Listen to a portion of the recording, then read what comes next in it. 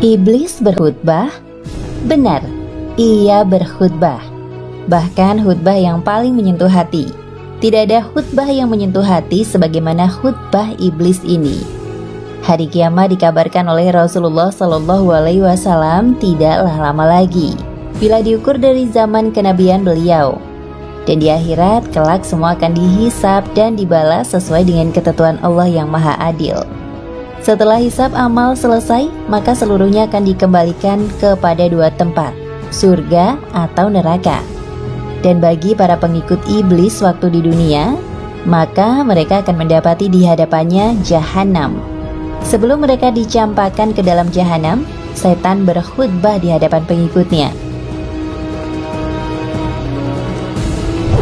Allah mengabarkan dalam Al-Quran surat Ibrahim ayat 22 yang artinya, dan berkatalah setan tatkala perkara hisab telah diselesaikan, sesungguhnya Allah telah menjanjikan kepada kalian janji yang benar, dan aku pun telah menjanjikan kepada kalian, tetapi aku menyalahinya. Sekali-kali tidak ada kekuasaan bagiku terhadap kalian, melainkan sekedar aku menyeru kalian, lalu kalian mematuhi seruanku. Oleh sebab itu, janganlah kalian mencerca aku, akan tetapi cercalah diri kalian sendiri. Al-Hasan Al-Basri rahimahullah berkata, tatkala hari kiamat, iblis berdiri di atas sebuah mimbar dari api, lalu berkhutbah seraya berkata, sesungguhnya Allah telah menjanjikan kepadamu janji yang benar, dan aku pun telah menjanjikan kepadamu, tetapi aku menyalahinya. Tafsir At-Tabari 16:563. Al-Hafidz Ibnu Katsir rahimahullah berkata, Allah mengabarkan tentang khutbah yang disampaikan oleh iblis kepada para pengikutnya, yaitu setelah Allah memutuskan atau menghisab para hambanya.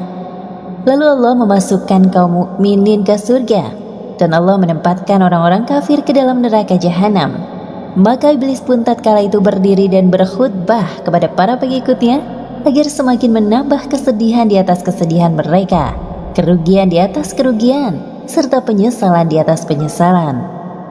Tafsir Al-Quran Al-Azim 4489. Khutbah tersebut disampaikan oleh iblis kepada para pengikutnya pada saat yang sangat menegangkan, tatkala mereka pertama kali dimasukkan ke dalam neraka jahanam.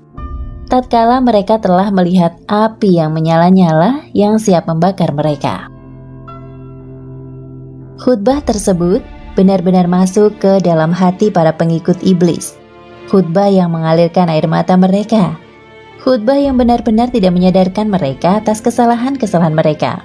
Khutbah yang menyadarkan mereka bahwasanya selama ini mereka hanyalah terpedaya oleh sang pemimpin, sang khotib, iblis laknatullah alaihi. Allah menyebutkan khutbah iblis yang sangat menyentuh hati tersebut. Dan berkatalah syaitan tatkala perkara hisab telah diselesaikan, sesungguhnya Allah telah menjanjikan kepada kalian janji yang benar, dan aku pun telah menjanjikan kepada kalian, tetapi aku menyalahinya. Sekali-kali tidak ada kekuasaan bagiku terhadap kalian, melainkan sekedar aku menyeru kalian, lalu kalian mematuhi seruanku. Oleh sebab itu, janganlah kalian mencerca aku, akan tetapi cercalah diri kalian sendiri. Aku sekali-kali tidak dapat menolong kalian, dan kalian pun sekali-kali tidak dapat menolongku. Sesungguhnya, aku tidak membenarkan perbuatan kalian yang mempersekutukan aku dengan Allah sejak dahulu. Sesungguhnya, orang-orang yang zalim itu mendapat siksaan yang pedih. Dan dimasukkanlah orang-orang yang beriman dan beramal soleh ke dalam surga yang mengalir di bawahnya sungai-sungai. Mereka kekal di dalamnya dengan seizin Tuhan mereka. Quran Surat Ibrahim ayat 22 hingga 23.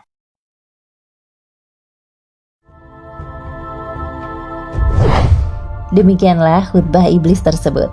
Setelah ia menggoda manusia, setelah menipu mereka, setelah menjerumuskan mereka ke dalam neraka, setelah tercapai cita-citanya, lalu ia pun berlepas diri dari para pengikutnya. Ia sama sekali tidak mau bertanggung jawab atas godaan-godaannya. Bahkan, ia sama sekali tidak mau disalahkan dan dicela. Akan tetapi ia menyuruh mereka, para pengikutnya, untuk mencela diri mereka sendiri. Bahkan ia mengaku sejak dulu kufur atau ingkar terhadap kesyirikan yang dilakukan oleh pengikutnya. Yang lebih menjadikan para pengikutnya tersentuh, iblis menutup khutbahnya dengan mengatakan bahwa sesungguhnya orang-orang zalim mendapatkan siksaan yang pedih. Lalu iblis menyebutkan tentang kenikmatan penduduk surga, yaitu orang-orang yang tidak mau menjadi pengikut iblis. Sungguh kehinaan dan kesedihan yang tidak bisa terbayangkan dalam hati para penghuni neraka tatkala mendengar khutbah dari sang pemimpin. Memang banyak sekali cara setan menyusup masuk dan mengelabuhi hati manusia. Jika setan gagal dengan cara yang satu, berpindah dengan cara yang lainnya. Ulet mencari titik kecil kelemahan manusia. Upaya setan menggelincirkan anak Adam pantang lelah dan menyerah hingga hari kiamat kelak. Kita sebagai orang beriman, jangan gentar menghadapi setan dengan segala tipu dayanya. Karena Allah dan Rasul-Nya telah mengajarkan bagaimana kita bisa menghadapi setan, menangkalnya, dan menjauhkan setan yang terkutuk. Jangan pernah berhenti untuk memohon setiap saat, kapanpun dan dimanapun dengan ucapan kita, A'udzubillahi minasyaitonirrajim. Setan itu dalam upayanya menggoda manusia selalu berkembang dan mengikuti perkembangan zaman. Setan terus belajar dan mencoba langkah-langkah terbaik menurutnya untuk mengalahkan manusia. Dari itu, selain kita berdoa, kita pun harus senantiasa menimba ilmu pengetahuan agama secara mendalam, terutama terkait masalah hati, karena sasaran setan menggoda manusia adalah pada hati seseorang, yaitu belajar bagaimana mengolah hati kita, sehingga bukan termasuk hati-hati yang menyekutukan Allah dan hati yang lalai dari mengingat Tuhannya. Semua yang tertipu oleh setan, dialah orang yang lengah, bukan karena kurang ilmu, tapi ia tidak berhati-hati dalam hal mengolah hati yang menjadi pusat kebaikan dan keburukan bermula. Dalam sebuah kisah diceritakan, setan lebih takut dengan orang berilmu walaupun ia sedang tidur, daripada orang bodoh yang rajin beribadah. Karena orang bodoh yang rajin beribadah itu mudah digelincirkan hatinya oleh setan. Hal tersebut tidak berlaku jika ahli ilmu tersebut memiliki sifat sombong. Kemudian setan menggoda orang berilmu. Iya, dengan ilmu yang dimilikinya, dibisikkan ke dalam hati orang berilmu supaya hatinya berbangga diri dengan ilmunya. Bisikan setan, lihatlah dirimu, kamu adalah orang yang terpandai di lingkunganmu.